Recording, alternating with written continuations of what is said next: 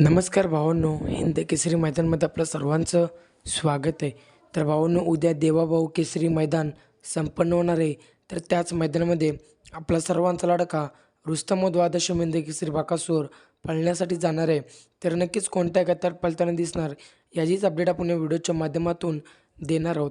भावांनो, प्रथमतः तुम्हाला पायरा तर माहितीच आहे, बकासूरचा कोणासोबत आहे. तर भावांनो, बकासूरचा पायरा उद्या आहे घोटकरांच्या सर्जासोबत. भावांनो, घोटकरांचा सर्जा आणि बकासूर हा A1 जोड आपल्याला उद्या 100% पाळताना दिसणार आहे. त्याचनंतर भावांनो, अपडेट म्हणजे बकासूरचा नक्की गट क्रमांक किती. तर भावांनो, बकासूर आपल्याला लवकरच पाळताना दिसणार आहे गट क्रमांक 2मध्ये तास क्रमांक 8वरती.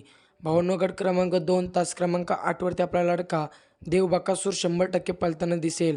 नक्कीच भावांनो, जरी गाडी कडेने लागली असली तरी गट क्रमांक 2मध्येच पळताना दिसेल.